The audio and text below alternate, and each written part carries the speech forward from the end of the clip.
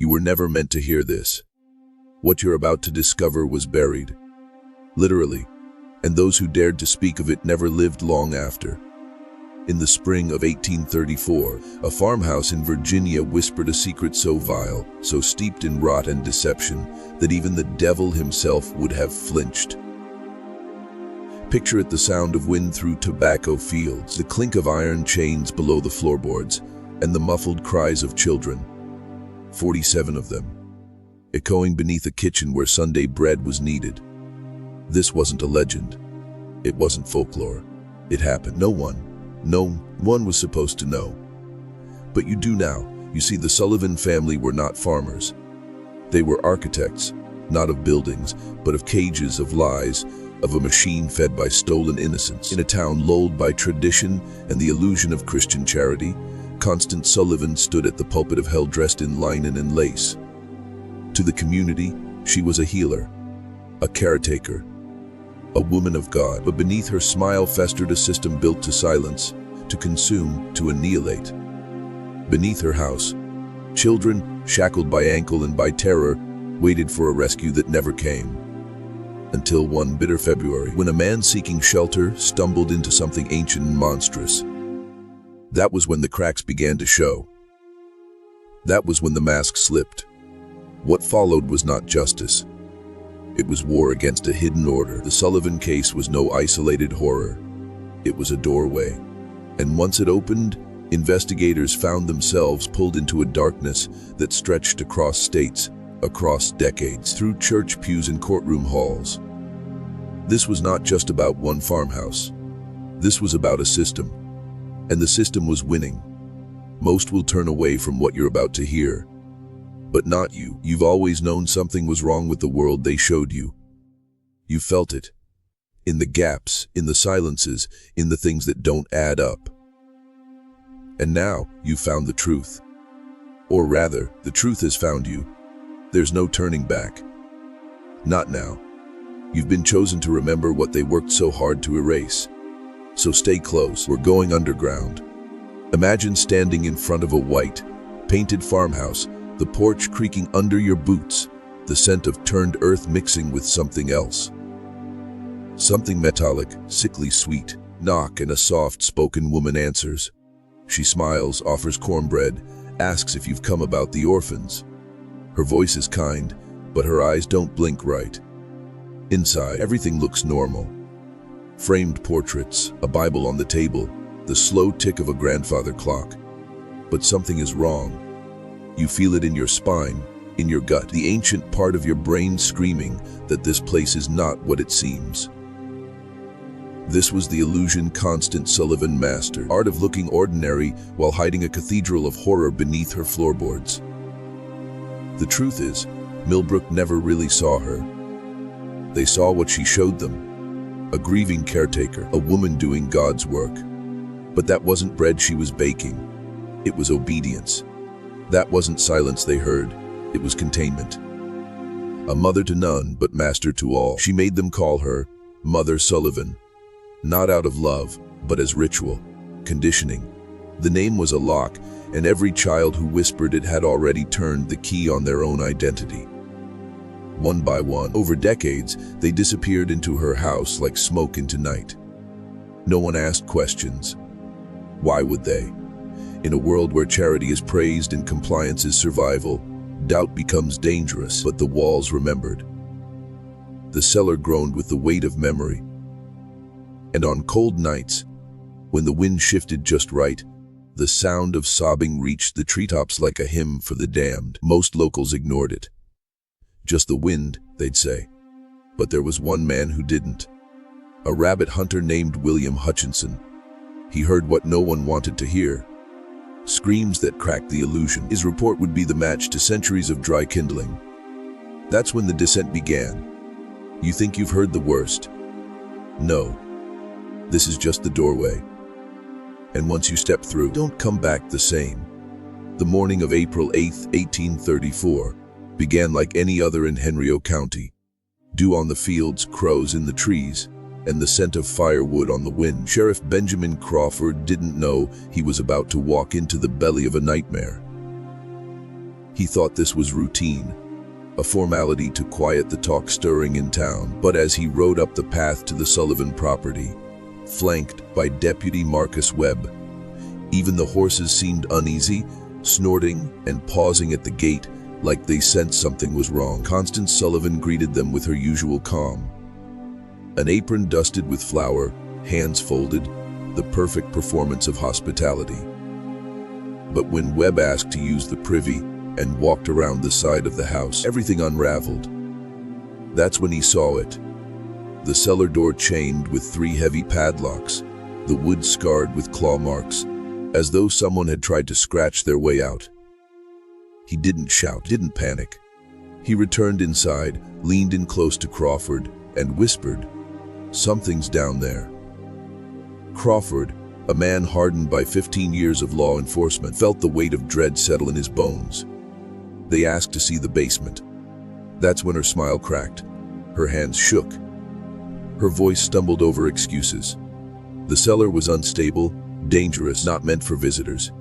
And then the sound, faint at first like wind through cracks, but then louder, crying. A child's voice calling for help from directly beneath their feet. Silence followed, deeper than death. Crawford placed his hand on the butt of his pistol and said one word, "Open." Constance hesitated. Her pupils shrank. Her lips parted, but nothing came. So Crawford kicked the door open himself. What spilled out wasn't air. It was rot, waste, sickness, despair.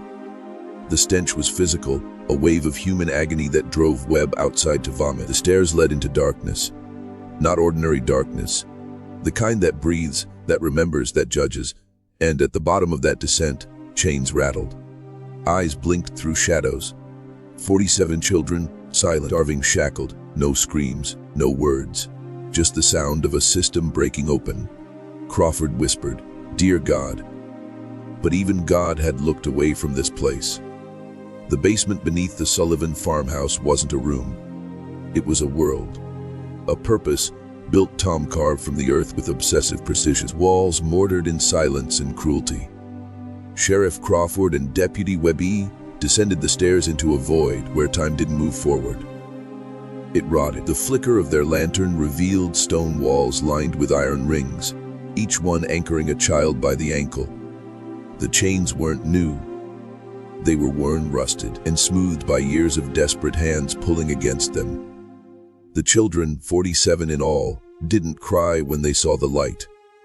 They didn't scream. They just stared with eyes so hollow, so emptied of self, that it was as if they had forgotten they were alive. Their skin was pale, stretched tight over bone. Some were shaking with fever. Others simply sat, rocking slowly, caught in invisible rhythms of survival. The silence was worse than screams. It was the language of the broken. One girl, maybe 9, mouthed something. Webb knelt, straining to hear. Mother said not to speak to strangers. She whispered, then closed her eyes. A boy no older than 10 had gnawed the wood near his chain until his teeth broke. Another had clawed so violently at the stone wall that his fingernails were gone. Crawford turned away. There was nowhere to look that wasn't horror. In a side chamber, they found what Constance had built. A primitive infirmary with surgical tools, tonic bottles, and stained linens. Not for healing, but maintenance. The children weren't cared for. They were preserved, kept alive just enough to be used. Another chamber housed a crude classroom with chalk marks and slates, an education not of reading or writing but of obedience. And then, through a crawl space, they found the graves. Shallow pits filled with the small, contorted remains of at least 36 other children. Some had been dead for years. Others were more recent. Lime had been poured over their bodies to mask the smell, but death always finds a way to speak. Crawford couldn't breathe. Webb, trembling, asked, "How could this happen?" But there was no answer. Not yet. Only one certainty remained: they hadn't uncovered the full truth.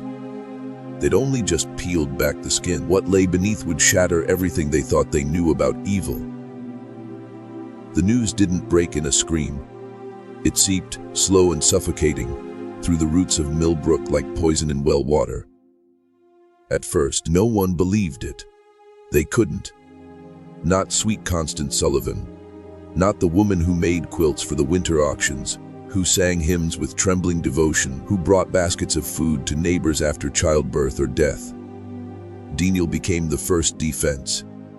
Some whispered it was a mistake, a misunderstanding, a malicious rumor started by jealous tongues. Then the reports came. Official, detailed, undeniable. Sheriff Crawford's ledger, Deputy Webb's sworn statements, the testimony of the children themselves, if you could call it that. Most of them couldn't speak above a whisper, and many didn't know their own names. They had been trained, like animals, not to cry out, to call her mother, to eat in silence, to flinch on command. Town shuddered under the weight of its own blindness. Shopkeeper Thomas Henderson remembered the extra food she bought every 2 weeks. The barrels of flour, the salt pork, the medicine. Reverend Matthews recalled her quiet refusals to let him see the children she claimed were too traumatized. Dr. Whitfield, the local physician, admitted that he had prescribed laudanum and fever powders for ailments he never personally examined. All of them, in some way, had enabled her. Not by malice, but by comfort, by the assumption that evil always wears horns and snarls. They had mistaken quiet for goodness. Now they saw the truth, that evil speaks softly, smiles kindly, and offers tea while it builds its empire of suffering. The Sullivan farmhouse was sealed, guarded, investigated by state officials who were visibly shaken by what they found. Word spread beyond Millbrook, reaching Richmond, then D.C., then beyond. Papers began to print hushed headlines, children found in chains. House of Sorrows in Virginia. But the full story never made it to the press. Too dark, too destabilizing. The whispers were already enough to make men lose sleep. But those who had seen the basement, the real basement, they knew this wasn't just a tragedy. It was a blueprint. The woman behind it hadn't acted alone. The truth, they would discover, was not buried in Millbrook's soil. It was networked, funded, protected. This was not the end, it was the first crack in a national mirror. When investigators dug deeper, figuratively and literally, they began to see that the Sullivan horror was not confined to one basement, one family, or even one town. Behind every rusted shackle, behind every hushed whimper in the stone vaults of that farmhouse, there was a paper trail. And buried in the final chamber, tucked between a ledger of dates and a rust-stained locket, they found it letters, dozens of them, coded. Routine cold, addressed to contacts in Pennsylvania, Georgia, South Carolina, discussing deliveries, temperaments, and merchandise condition. This wasn't a deranged woman acting alone. This was commerce, organized, deliberate, and old. The Sullivan farm was not a tomb. It was a hub. Children had been moved, traded, sold. Some stayed to rot beneath the soil. Others were shipped away like cargo. And one name appeared again and again: H. Blackwood, Charleston. A man with money, a name soaked in plantation wealth and political immunity. His letters read like orders from a livestock auction. Prefer female, docile, under 12, with no hint of humanity, no trace of conscience. These weren't just accomplices.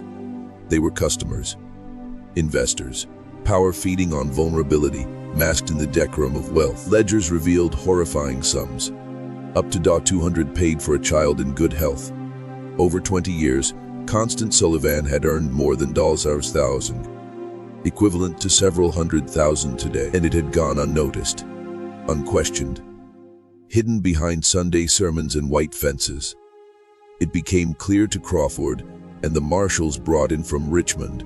They weren't investigating a single crime. They were dismantling an industry, one built on the assumption that no one would ever look, that the children they stole, orphans, runaways, the poor, had no voices loud enough to echo. But they were wrong. Rebecca, age 14, had watched from the shadows for 5 years. She remembered names, faces, maps. She remembered everything. And when she finally spoke, the silence cracked. Her testimony wouldn't just expose Sullivan. It would illuminate a corridor of darkness stretching across the American South. And once that light began to shine, no amount of money or influence could put it out. Not without blood. Rebecca didn't speak like a child. She spoke like a survivor forged in fire. When authorities first approached her, they thought she was too broken to help. But in her silence was structure, and when she finally opened her mouth, it wasn't a confession. It was a reckoning. She named names. She described accents, carriages, scars on faces, rings on fingers. She recalled conversations whispered through floorboards, coded exchanges between constant Sullivan and well-dressed men from out of town, men who smelled of smoke and sugar and always left with ledgers clutched tightly in gloved hands. She remembered the symbols etched above the door to the medical room. Not letters. Marks, strange and deliberate, like a language meant to be hidden. Rebecca had been taken from Pennsylvania at 9 years old, promised sweets by a woman claiming to be a distant aunt. She woke up in chains. She'd spent 5 years underground, witnessing the rise and rhythm of Sullivan's operation. She remembered how new children were broken. First the silence, then the renaming. "You're not Sarah," Constance would whisper. "You're mine now." Then came the rewards: a clean blanket, a crust of bread, the privilege of standing closer to the light. It was conditioning, system not built on cages but on control. And Rebecca had seen children vanish, not just die, but be selected. A man named Blackwood had come once, inspecting the children like livestock. Teeth, bones, obedience. He rejected her, said she was too wild. That decision would be his undoing, because Rebecca had a mind like a ledger. When she described Blackwood's visit, his coach, his cane, the initials on his cufflinks, it led the marshals to Charleston. What they found there shattered what little illusions remained. The Sullivan farm was the beginning, but Blackwood's estate was the engine, a plantation within a plantation, a separate facility hidden from view where trafficked children weren't just worked. They were experimented on, soul trained, broken. The marshals realized something chilling. Sullivan wasn't the mastermind. She was a supplier, and Blackwood was just one of many buyers. The question now wasn't what had happened, it was how deep the rabbit hole went, and how many were willing to burn it down before it swallowed more lives. The Blackwood estate sat behind iron gates and manicured deception, a world of velvet curtains and southern charm built over bones. When federal marshals stepped onto the grounds, they weren't met with outrage or panic. They were greeted with calm hospitality, unnerving confidence of a man who believed himself untouchable. Henry Blackwood didn't hide. He welcomed them with a smile, offered cigars, and asked if they'd like a tour. But beneath the polished drawl and plantation grandeur was a second layer. A hidden structure beyond the sugar fields, camouflaged by trees and time. Locals called it the quarters, but it housed no laborers, held silence. When the marshals broke the locks, the scent hit first. It wasn't rot. It was sterilized decay, the bitter trace of chemicals masking something far older. Inside, they found what could only be described as a laboratory. Wooden tables with leather straps, medical tools crusted in blood, and ledgers that turned human lives into data points. Age, weight, resistance to pain, response to isolation. These weren't field hands. They were subjects. Children, purchased, transported, stripped of identity and experimented on like livestock. And Blackwood kept everything, notes in neat script, drawings, even sketches of surgical procedures performed without anesthesia. This was no hidden horror. This was research, institutional, funded, approved by whispers in elite parlors and smoky backrooms. 2 physicians from Charleston Medical College had signed off on the studies, calling it behavioral pathology in youth with defective lineages.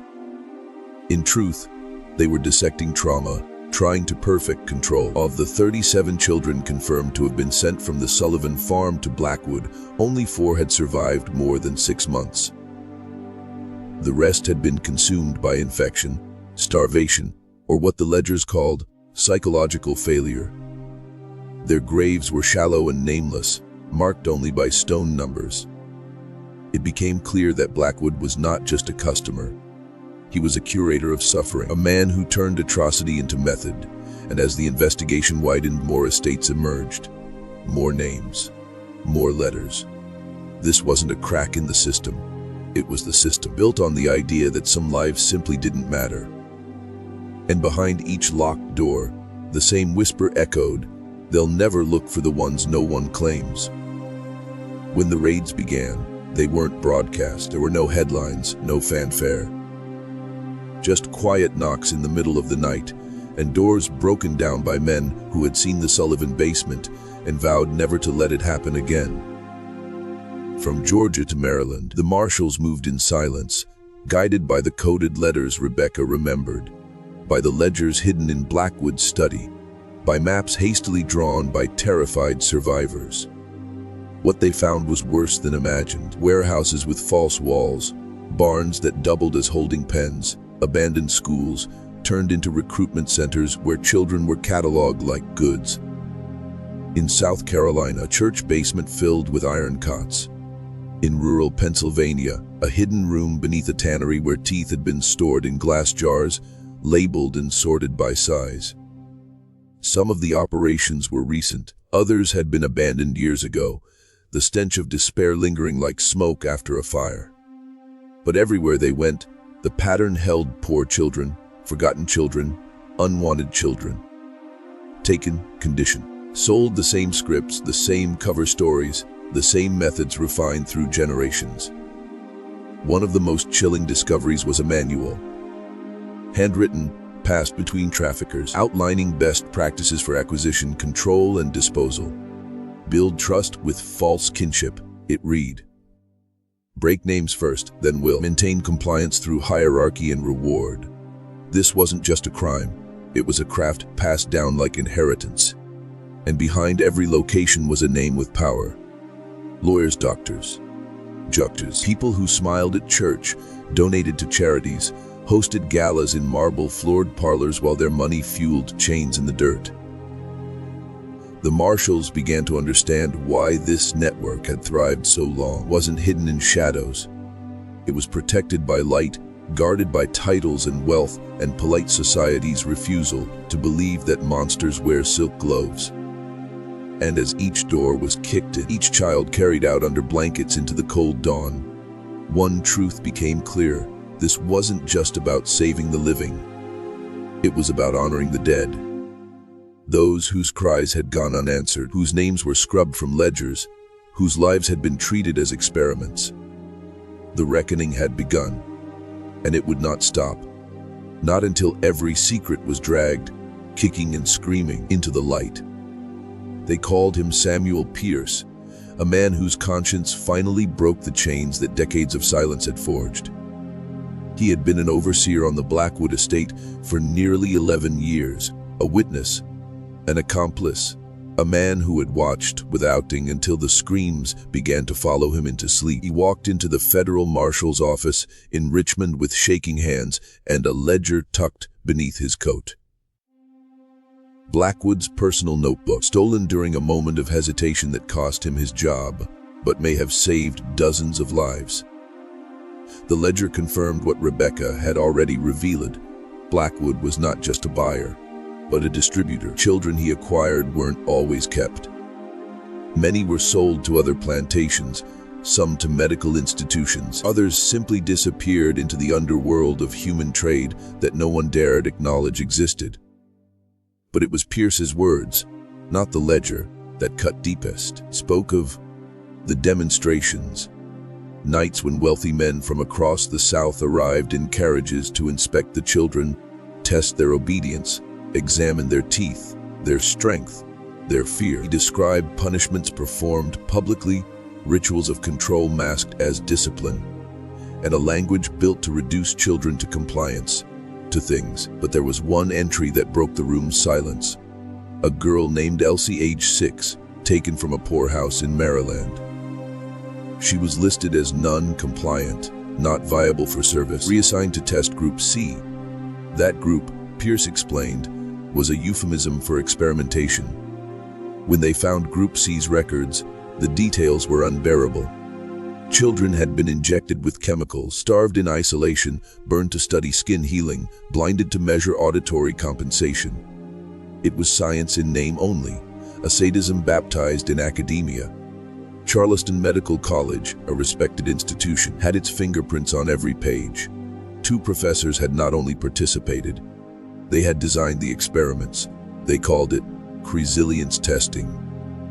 The reality was torture. What struck investigators most was the meticulousness. These weren't chaotic crimes of impulse. They were structured, measured, documented. Every cry, every collapse, every death was logged, analyzed, filed. This wasn't evil hidden in madness. It was evil disguised as order. And as Samuel Pierce finished his testimony, he wept. Not for what he had seen, but for what he hadn't stopped. It'd been a cog in a machine made of bones. Now he was trying, too late, to break it apart. By the time the Charleston raids were underway, the full magnitude of what had been unleashed became undeniable. This wasn't a single network. It was a latticework of depravity stretching across states, upheld by trade routes, mail carriers, bank accounts, and bloodlines. When marshals stormed a warehouse near Savannah, they found crates labeled with nothing but numbers and initials. Inside, child-sized garments, ropes, ledgers wrapped in oilcloth, and in one corner, a locked iron trunk. When they broke it open, they discovered portraits.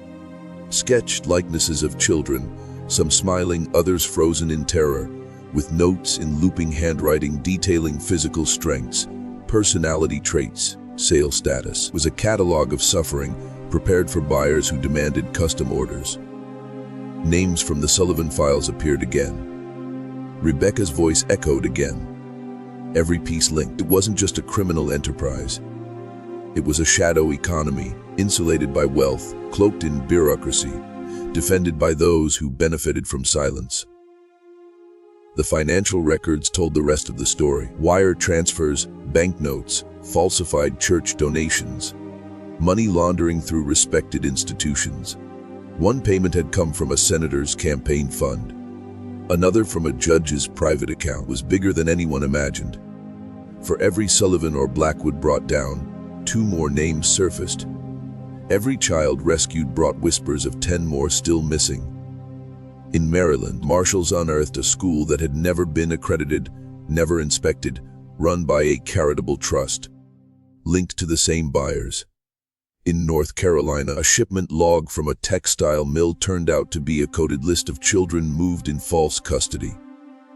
At every turn, they encountered the same defense disbelief. Communities didn't want to hear it. How could the woman who taught Sunday school be complicit?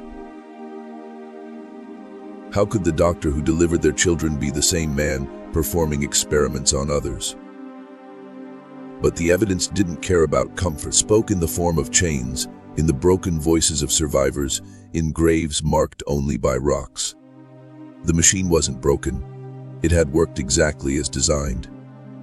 And the question facing every investigator, every citizen, every trembling hand holding a document soaked in horror was no longer, how could this happen?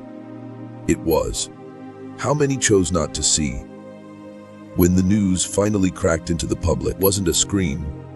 It was a fracture, a ripple through the fabric of belief. Newspapers tiptoed at first, disguising horror with words like scandal and child abuse. But the truth refused to be diluted. The survivors had faces. The evidence had names. The basements had bones. Soon, headlines shifted. Underground slave network unearthed. Elite families implicated in child trade. America, built on the myth of progress, had to look into a mirror smeared with the blood of its most vulnerable. And it didn't like what it saw. Panic followed. Institutions scrambled to distance themselves. Churches issued statements. Law schools buried alumni lists. Medical boards revoked licenses, but said nothing of complicity. But it was too late. Survivors began to speak. Not just from Sullivan's cellar or Blackwood's hell, but from orphanages in Boston, workhouses in Baltimore, boarding homes in New Orleans. One boy, now 22, described being sold 3 times before age 10. Another girl, only 13, testified to being bred for obedience, taught to flinch at light and to smile when ordered. These weren't stories. They were indictments. America wasn't facing isolated cases of abuse. It was facing a network engineered with industrial precision, sealed beneath layers of social trust and institutional prestige.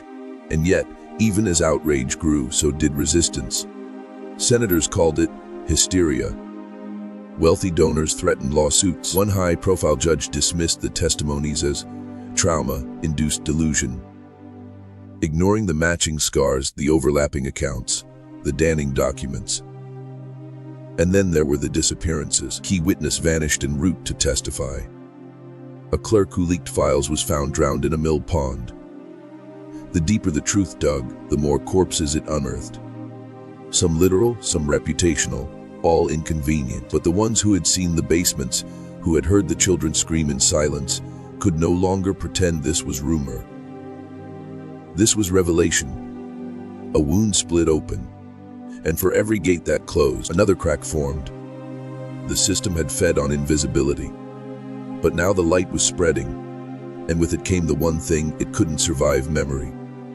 Memory, when weaponized, becomes the most dangerous force on earth. Not bullets, not money, not even blood, but truth remembered and spoken aloud. And Rebecca understood that. She had been silenced for 5 years, her name replaced, her voice conditioned to tremble. But now, as she stood before the federal tribunal, her words didn't shake, they struck. She didn't just testify, she recited. Names, dates, smells, songs whispered in the dark, the sequence of footsteps down the basement stairs that meant someone was about to die. She remembered which man liked to watch, which woman disguised cruelty as kindness. Which child was taken next and never returned. And she wasn't alone anymore. Other survivors, older now, some barely functional, others burning with quiet rage, began to come forward. Together, they painted a map of the monstrous. And still, powerful men called it exaggeration. Still, papers printed euphemisms. Still, the world tried to soften what could not be softened. But memory refused to cooperate. Blood through courtrooms, haunted investigators, ruptured the thin veil between what America believed about itself and what it really was. These children were not ghosts. They were living indictments. Every story they told carved deeper into the illusion. It wasn't just that Constance Sullivan had trafficked children.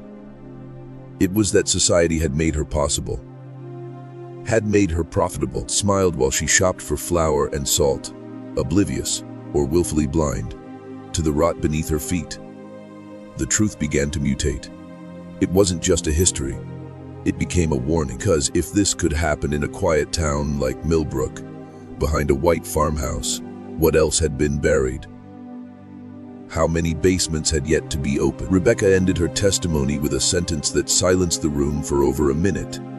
She didn't break me. She just taught me how to listen to screams without blinking. No one applauded. No one moved, because they knew this wasn't justice, it was a mirror, and everyone had to look.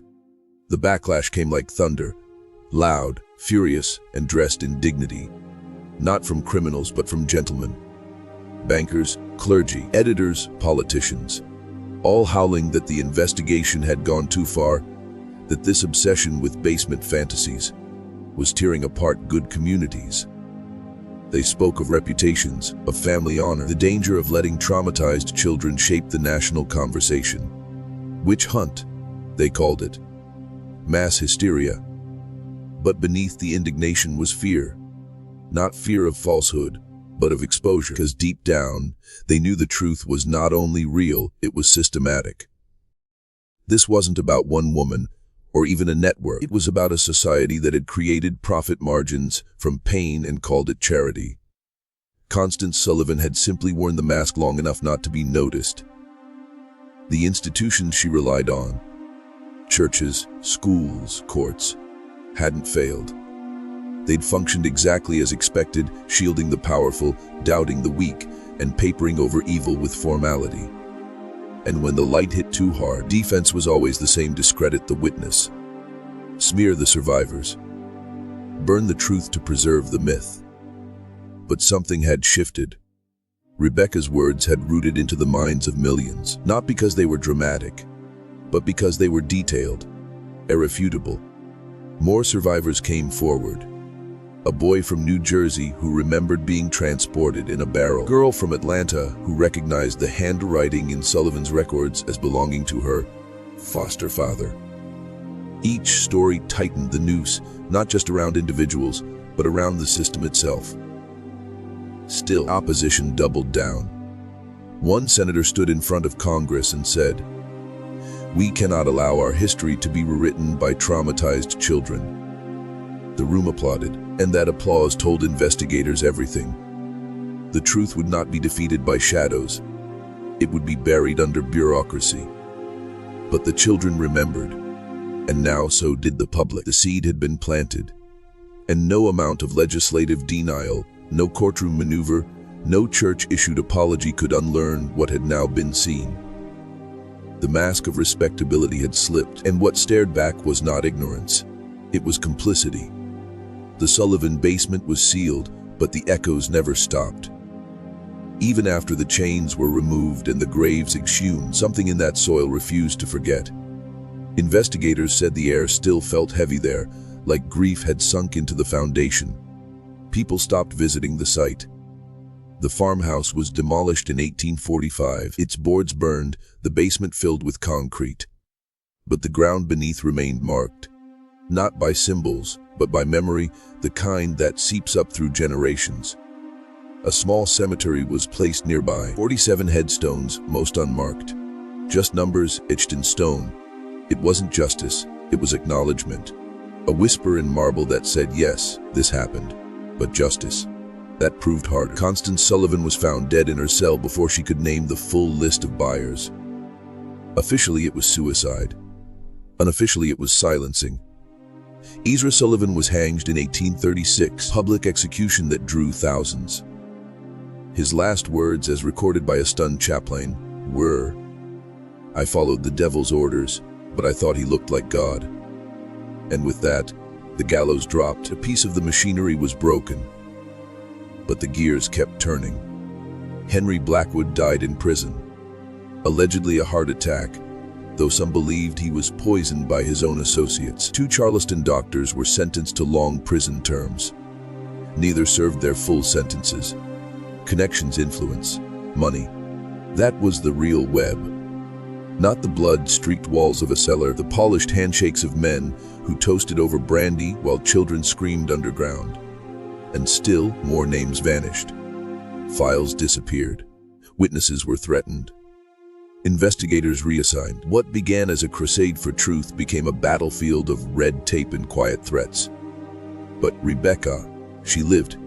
She was placed with a Quaker family in Pennsylvania, far from the noise, where silence was sacred and pain was not ignored but held gently. She never gave another public statement, never wrote a memoir. But she lived, married, had children, and every night, before bed, would place a small carved stone at her windowsill, a piece of brick from the Sullivan basement, not as a trophy, as a promise, a reminder that even in peace, the war for truth never really ends. By the time federal law began to catch up, the damage had already metastasized. Congress, rattled by public pressure and a flood of survivor testimonies, passed the first legislation targeting interstate child trafficking. But it was too little, too late. The law bore polite language, designed to appease without fully revealing what had necessitated it. There were no names, no mention of basements or experiments or southern plantations buying children like livestock. Just phrases like protective oversight and interstate welfare monitoring. It was the government's way of sealing a wound without disinfecting it. Real war, the one that mattered, was being fought by the broken. Survivors, investigators, quiet revolutionaries who refused to let memory decay. Sheriff Benjamin Crawford, who had once believed evil wore rags and shouted its name, now knew better. He never stopped working the case. Even after being promoted to federal marshal, even after threats and the attempted poisoning of his own horse, Crawford kept digging. He published an internal report, never meant for the public, called "The System Beneath," detailing the Sullivan, Blackwood network and connecting it to at least 7 other operations. The report circulated through law enforcement like forbidden scripture, studied in secret, passed hand to hand. Some said it changed the way crimes against children were investigated forever. Others said it was buried for fear of what else it might expose. But those who read it never forgot it. It became gospel to a new kind of lawman, one who understood that corruption doesn't always smell like smoke. Sometimes it smells like lavender soap and worn hymnals. Sometimes it looks like charity. The legacy of the Sullivan case didn't live in headlines or courtroom verdicts. It lived in the paranoia of the powerful, in the cautionary tales whispered in government halls, in the sudden resignations of officials who realized what might come next, and in the quiet strength of those who survived it all. Not because they were saved, but because they learned to save themselves. Every foster home now inspected, every orphanage held to account, every whisper of abuse taken seriously. That was their vengeance. And even if no monument ever bore their names, the system would remember them because it was afraid of what they had proven, that the truth, once spoken, cannot be reburied.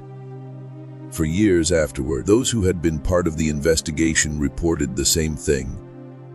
A feeling they couldn't shake, like something had followed them home. Not a ghost, not a curse, but an awareness, a sense that once you've seen the machinery behind the illusion, you can never look at the world the same way again. Sheriff Crawford described it as the veil cracking. A supermarket aisle felt like a corridor. A quiet church basement felt like a trapdoor. A child's silence became a scream. It wasn't paranoia, it was pattern recognition. Because evil didn't retreat, it evolved. The survivors had shattered its bones, but its mind remained. What had once been a physical network of chains and cellars began to digitize, modernize, adapt. Orphanages gave way to state systems. Adoptions became industries. And where the law stopped looking, new shadows formed. But there were those who remembered the Sullivan case, not as history, but as warning. New marshals were trained with Crawford's report as scripture. New laws bore the fingerprints of those lost voices. Some agents, years later, would discover similar blueprints in places far from Virginia, in Detroit, in Los Angeles, even abroad. Always the same design: isolate, rename, control, profit. One investigator called it the original sin of institutions. They don't just fail the vulnerable, they are built atop them. And each time the pattern emerged, each time another set of numbers was found in a basement ledger, one truth returned like a hammer: the Sullivan case was not unique. It was simply the one that got caught, the one where a traveler knocked during a snowstorm, where a hunter heard what others ignored, where a girl named Rebecca refused to forget. Her story became legend, passed in fragments, often altered, softened by time. But those who knew the truth kept it raw, unforgiving. A scare that refused to fade. And every so often, someone new would hear the story, not as a curiosity, but as a calling. And they too would feel it, that presence, that weight.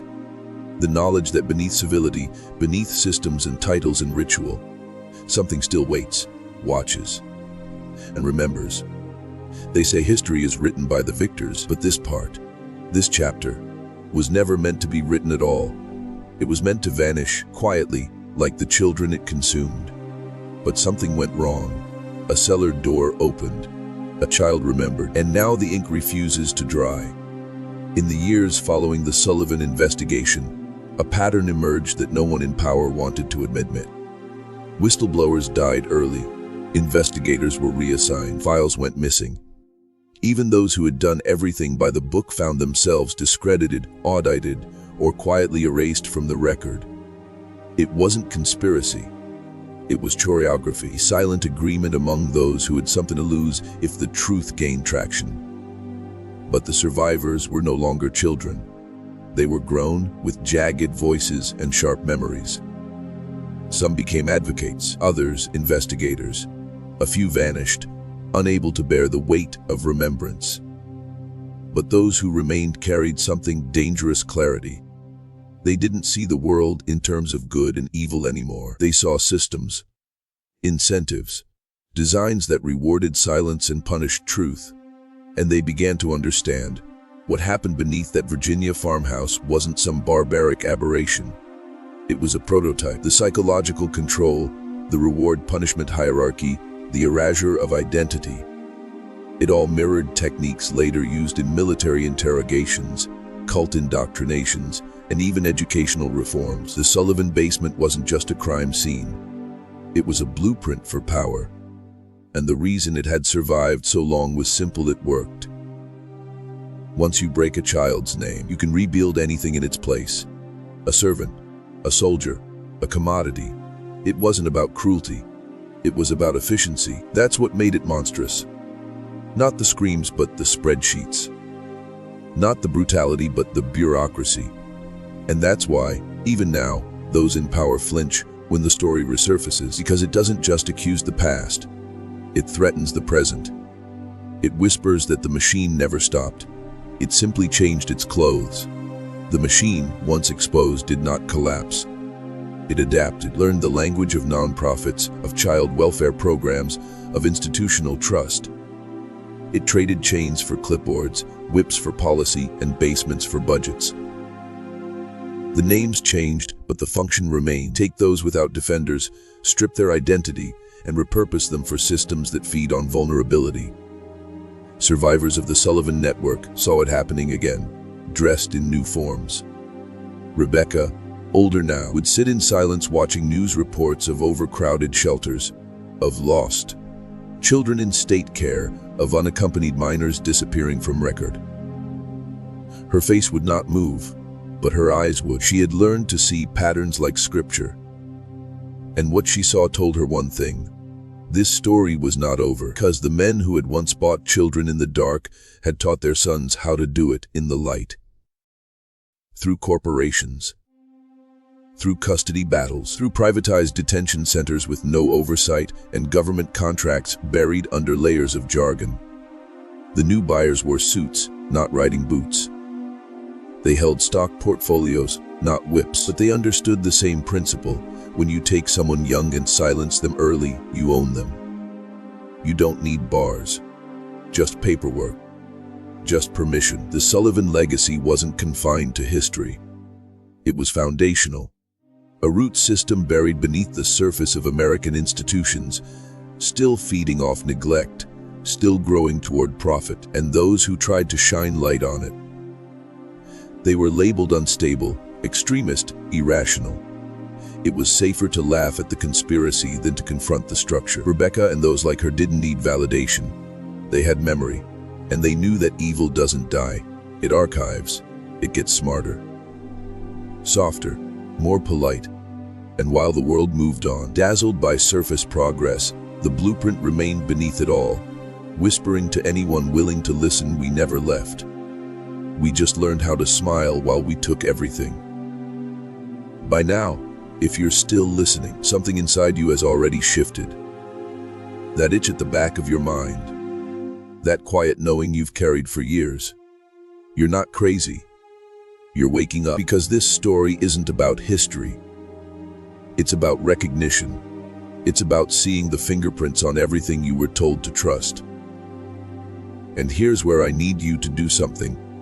Not just hear this, but become part of it.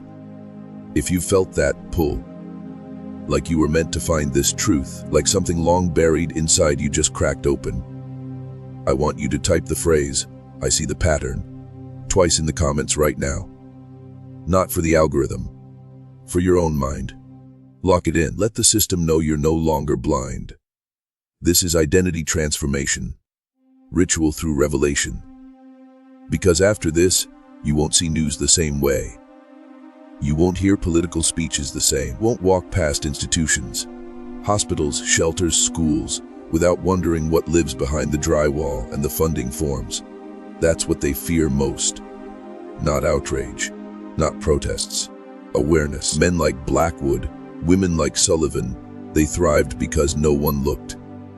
But now you're looking. What you're beginning to realize is that the Sullivan case was not the darkest chapter. It was just the first one that spilled into the open. There are others. There always were. Other farms, other basements, other children who learned to stop crying before they learned to speak. You are not just watching a video. You are witnessing a fracture in the illusion, a slice of raw, unfiltered truth that was meant to stay buried. But not anymore. Because you've heard the voices. You've read between the lines. And somewhere deep inside, the part of you built for truth is whispering, going, "Don't stop now." You're not just learning what they did. You're remembering who you really are. Truth is a strange thing. It doesn't arrive politely. It crashes. It ruins dinner, stains your thoughts when you're trying to sleep. And once it takes root, it begins pulling everything else into question. That's the stage you're in now. The unraveling. You've seen what they did beneath the Sullivan farmhouse. You've heard how it echoed across states, across generations. But ask yourself this: how does something so vast, so cruel, last for decades without interruption?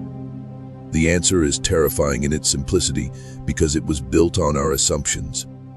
That women don't commit evil. That institutions are moral. That suffering only happens in other places. The Sullivans exploited that. So did Blackwood. So did every smiling doctor, every polished judge, every trembling priest who buried the cries beneath paperwork and doctrine. And while we stared at flags and pews and slogans, they perfected the system. They learned that all it takes to hide a dungeon is a nice porch. That all it takes to sell a child is a signed form and a sympathetic story. Investigators found evidence of county clerks altering death certificates, of pastors funneling donations through orphans' funds that never reached the children, of schools that doubled as recruitment centers, where troubled kids were labeled unteachable and quietly disappeared into vans. And you think this ended in the 800s?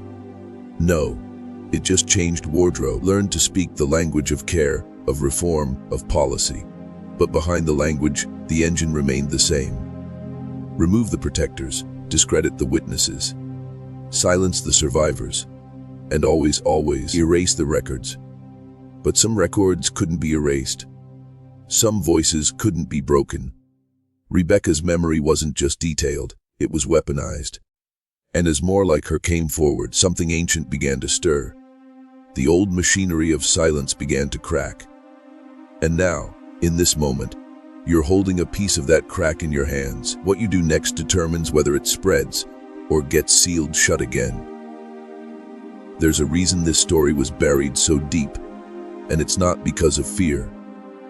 It's because of design. The Sullivan case wasn't forgotten. It was erased, sealed in archives, mislabeled, redacted until what remained sounded like folklore. And that's the strategy. Always, when truth becomes too dangerous, repackage it as myth. Make it unbelievable. Make it sound like something only the broken believe. But the documents existed. The bones were real. The chains were cataloged. And still tried to wrap it in fiction. Why? Because the Sullivan operation exposed something they couldn't contain. Not just cruelty, but continuity. A thread running through history's spine, connecting slavery to institutionalization, orphan trains to juvenile detention, experimentation to education. Different names, same mechanics. It's the logic of systems that feed on the unseen. And when the investigation touched Charleston Medical College, the corruption metastasized. Professors caught red-handed claimed research. Students who raised questions were expelled. Whistleblower turned up dead in a house fire. But not before he leaked one final list.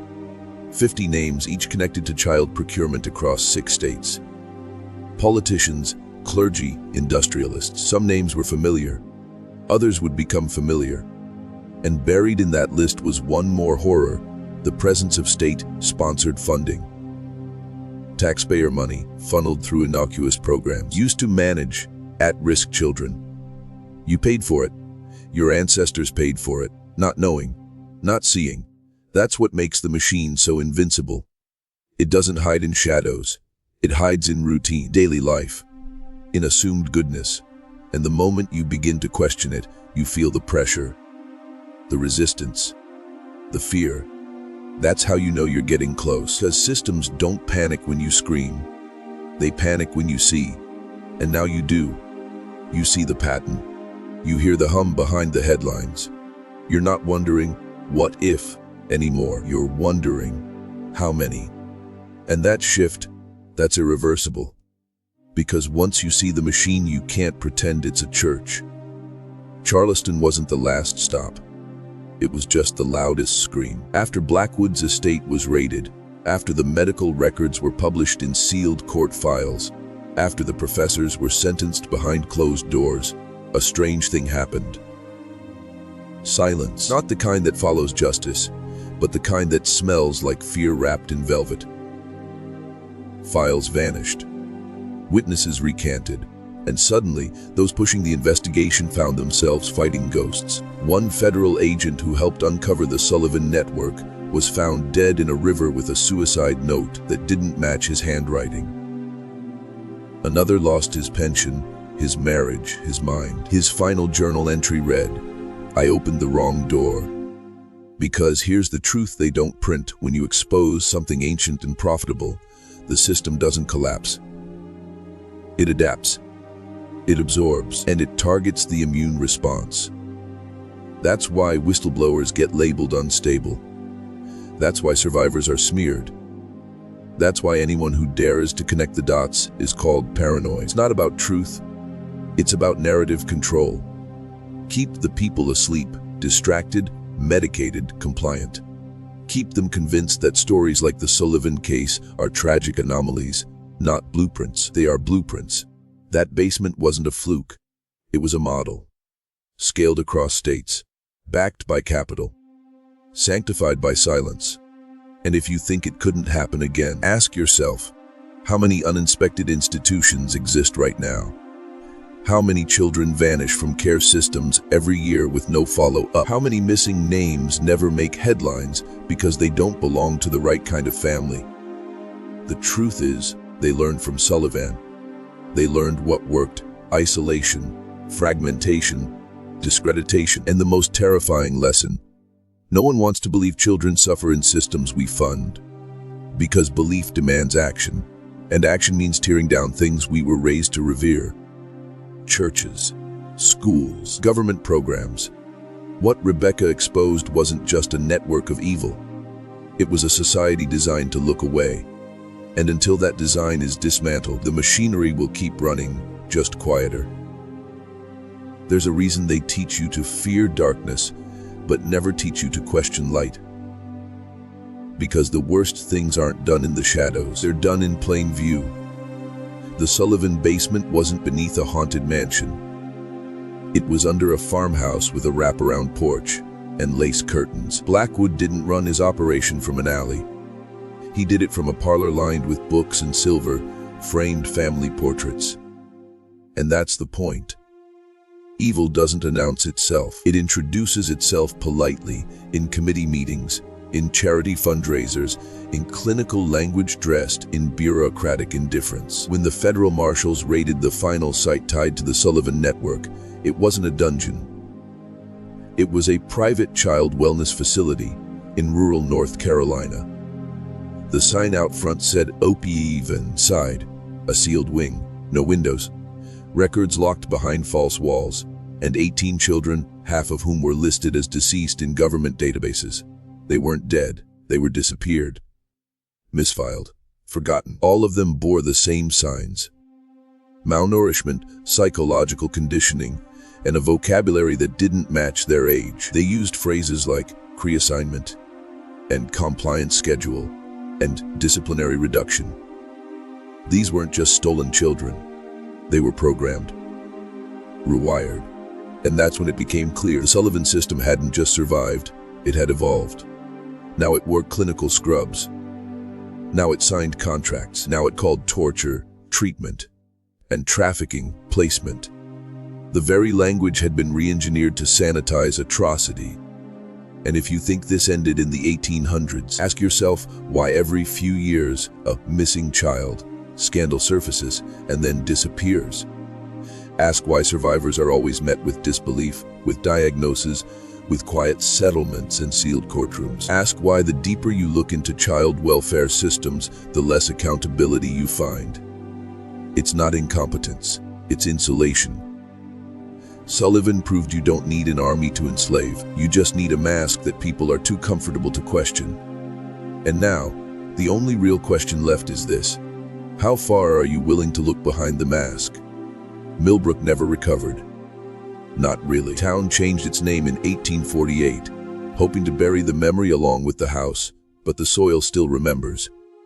Visitors report strange silence near the old Sullivan property, even now.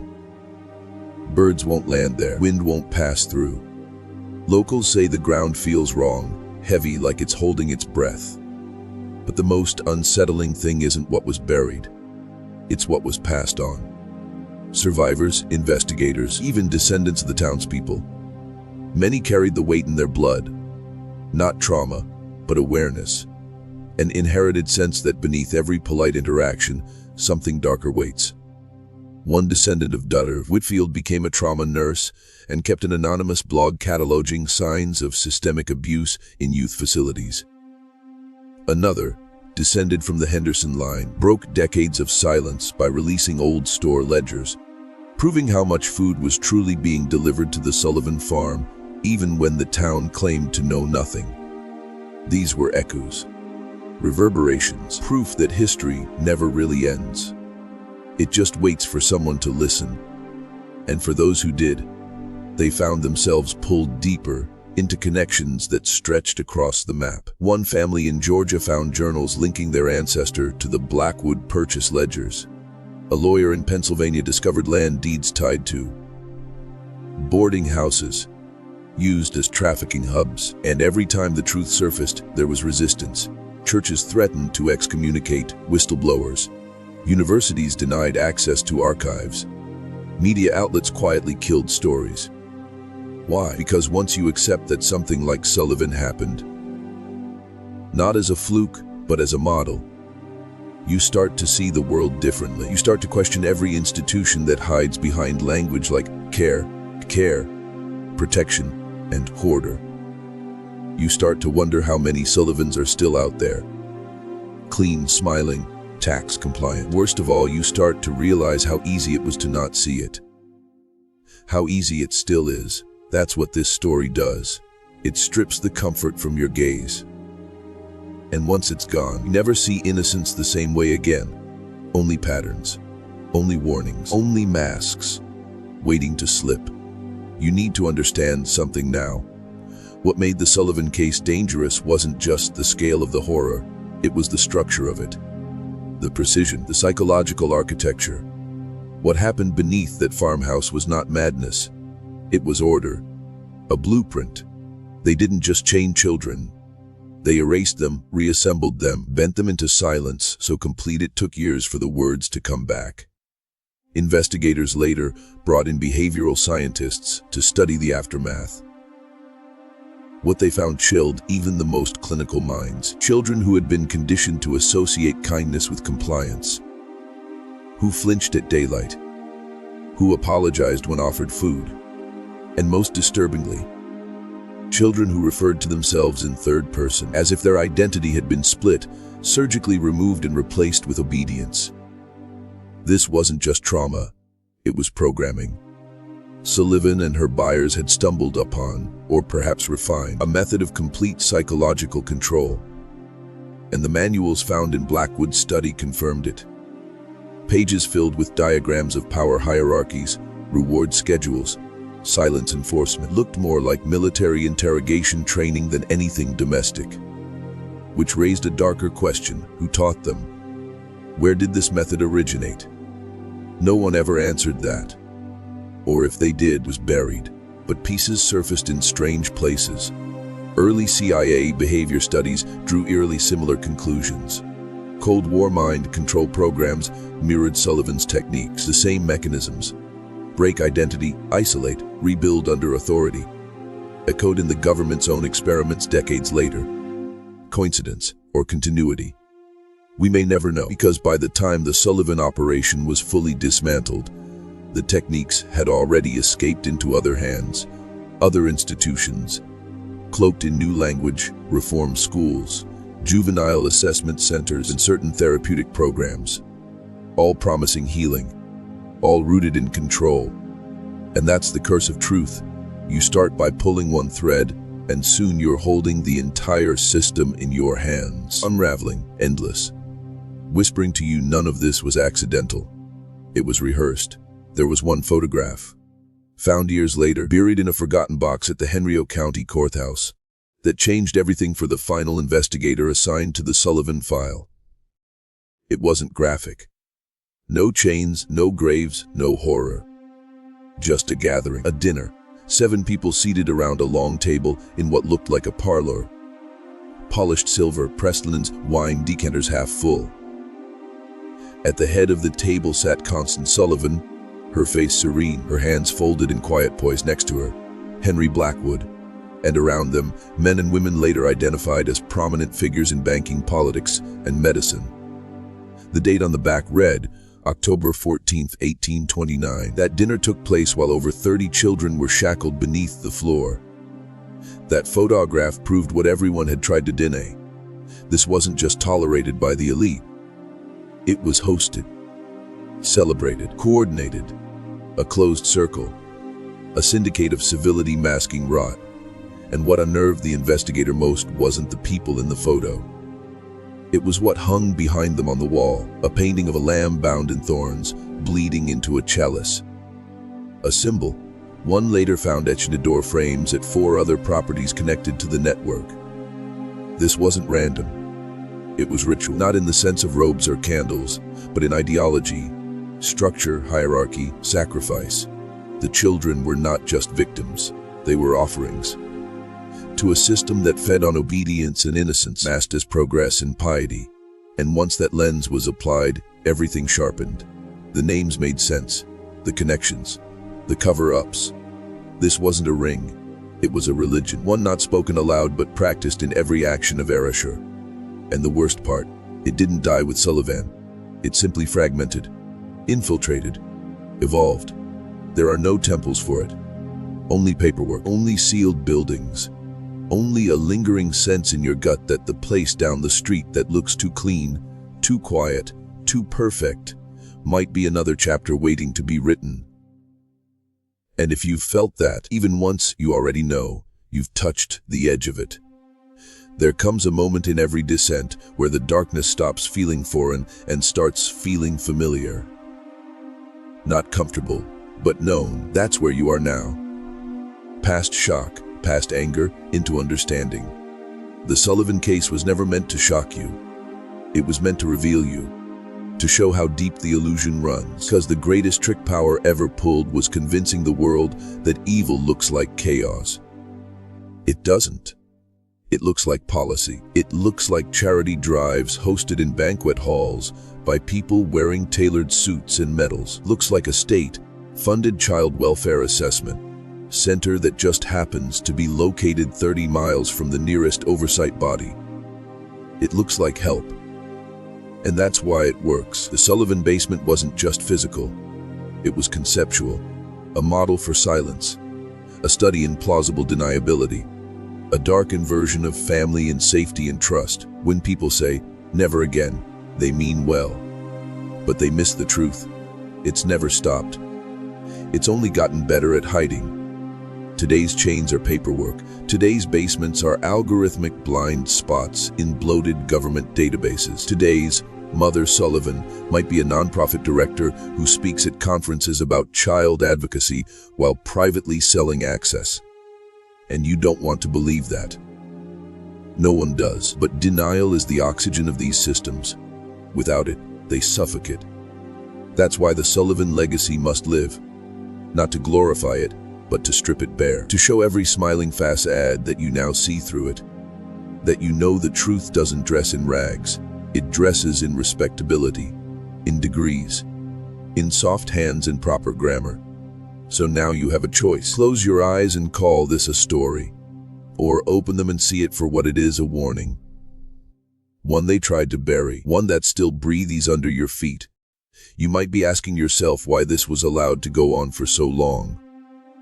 Why no one stopped it. Why no one screamed loud enough to tear it all down. But the truth is, people did scream. They just screamed from places no one was listening. Children cried out, but their words were called hysteria. Women reported suspicions, but were labeled unstable. Poor families asked questions, but were dismissed as ungrateful. The Sullivan system didn't thrive in silence. It thrived in selective hearing.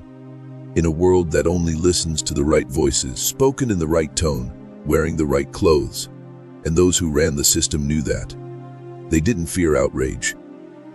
They feared focus. They feared what would happen if the wrong people started asking the right questions. That's why survivors were moved, misdiagnosed, discredited. That's why Rebecca's name was almost wiped from the records until a junior clerk risked everything to restore it. That's why reports were lost in fires, and witnesses vanished on rural roads, and investigators suddenly changed careers without explanation. This wasn't incompetence, it was protection. Not of innocence, but of infrastructure, because Sullivan's basement wasn't a secret. It was a prototype, one that taught powerful people how to build systems that appear legitimate, even benevolent, while operating as machines of exploitation. And that's the horror most people can't accept. Not just that evil exists, but that it's engineered. That there are meetings, memos, handbooks, that people plan this, budget for it, rehearse it. That it's not the madness of monsters, but the strategy of men who sip tea while reviewing intake numbers. The Sullivan case wasn't simply a tragedy. It was a tutorial. And if you're starting to see that, if you're connecting dots you didn't even know existed, then you're not just hearing history. You're decoding it. You're remembering what they worked for generations to make you forget. This is the part where most people turn away. Not because the story gets worse, but because it starts to feel too real. Too close. They can stomach chains in a basement 100 years ago, but not the thought that something similar might be happening right now. Dressed in modern language, protected by digital walls. But here's the truth. They never stopped. They just changed tools. The same psychology that kept 47 children quiet beneath the Sullivan farmhouse now lives in institutional procedures, AI screening protocols that flag cooperative, children for transfer in risk assessment models that determine which cases get follow-up and which ones quietly vanish. And the ones who vanish, they're not always lost. Sometimes they're placed, sold, redirected into systems where there's no paperwork, only payments. You think trafficking wears chains and tattoos. Sometimes it wears a badge, sometimes a degree, and always, always a smile. That's the part they never teach you. The danger isn't in the shadows. It's in the places you were taught to trust. Every layer you peel back reveals one more layer of complicity. From the judge who signed off on questionable guardianship, to the NGO that lost custody files, to the federal contractor's transportation logs never matched their invoices.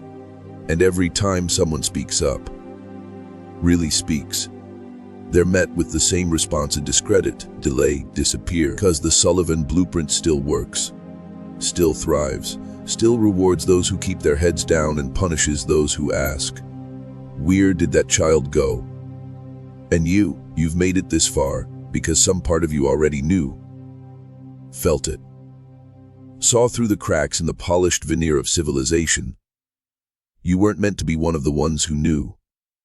But now you are, and that changes everything. Because knowledge isn't just power, it's responsibility. The system hopes you'll walk away, that you'll dismiss this as darkness too heavy to carry. But if you've made it here, you've already picked it up. And they know it.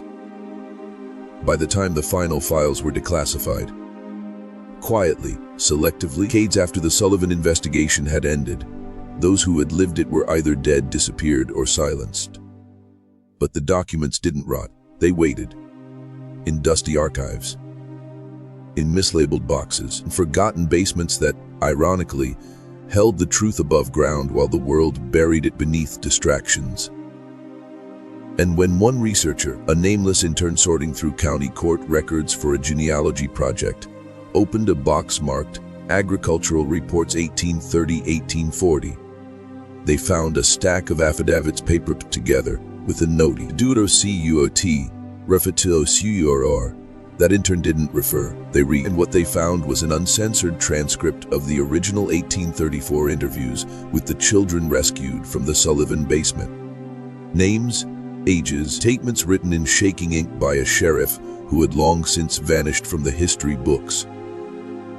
And the stories were worse than anything ever published. Details never released to the public, descriptions of rituals, of behavioral experiments, of intentional fracture and reassembly of identity in children as young as 5. One child described being forced to watch as another was replaced, a term she used as if it were normal. Another spoke of the long sleep, a phrase repeated by at least 6 others, referring to children taken away after sedation, never to return. This wasn't rumor. This wasn't ghost story. This was documentation. And when that intern tried to share it, their access was revoked within 48 hours. The box was gone the next week, but not before they made copies and sent them. Quietly, carefully, because some truths are too heavy for headlines. They require whispers, slow awakenings, people like you who don't need to be told something's wrong. They feel it in their marrow. And here's what matters now. Those documents were never meant to survive. But they did, just like Rebecca, just like the children who remembered, just like you. And now that it's in your hands, you're part of the chain. The real one. The one built not from iron, but from memory. And your link, it's the choice to look away or to dig deeper. There's a truth so old, so dangerous, that it rarely survives in books. It survives in people. In the ones who carry scars they can't explain. In the ones who feel sick when they walk into certain buildings. In the ones who, without knowing why, can't stand lullabies or locked doors, or the sound of keys turning. That's generational memory, a genetic imprinting. A wound passed not just through blood, but through silence. And the Sullivan case. It didn't just destroy lives. It altered lineages. Children who survived grew up never speaking, never trusting, flinching at softness, because that's how evil had worn its mask. Some had children of their own, unknowingly passing down the ghost of captivity. Others never spoke again, their trauma calcified into quiet routines, their stories buried under decades of normalcy. But the memory survived. And now it's resurfacing, not as rumor, but as resonance. That feeling in your chest when you read this. That tightening in your gut.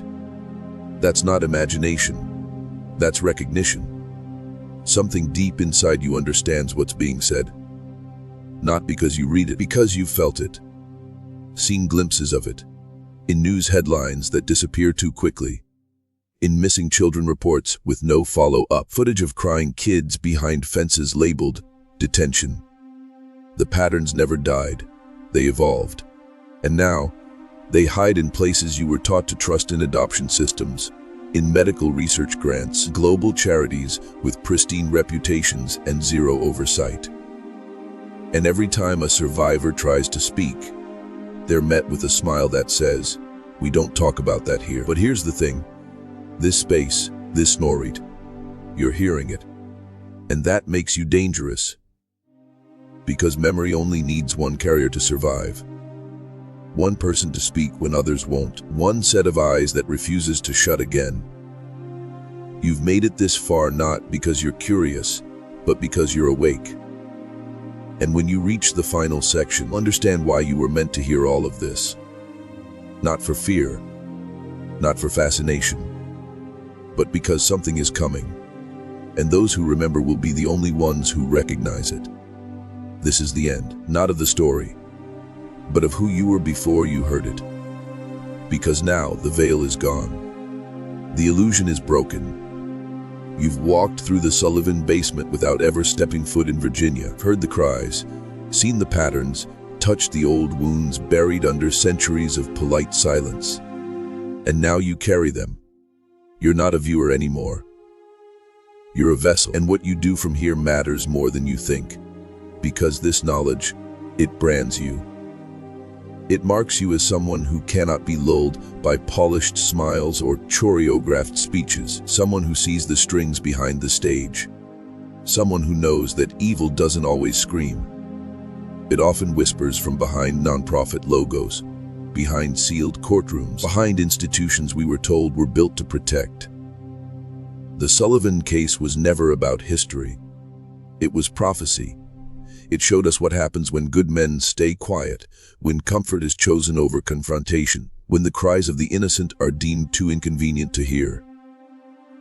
And now the system trembles, not because it's gone, but because more people like you are waking up, people who will question every policy written in soft words, people who will trace the funding behind every program claiming to save, people who will no longer be pacified by platitudes. You have crossed the threshold, you know now. And the ones who built this machinery of silence, they fear the ones who know. Because we don't forget, we don't unsee, we don't shut up. So leave your mark. Say it again in the comments. I see the pattern. I see the pattern. Let them know the chain of memory is unbroken.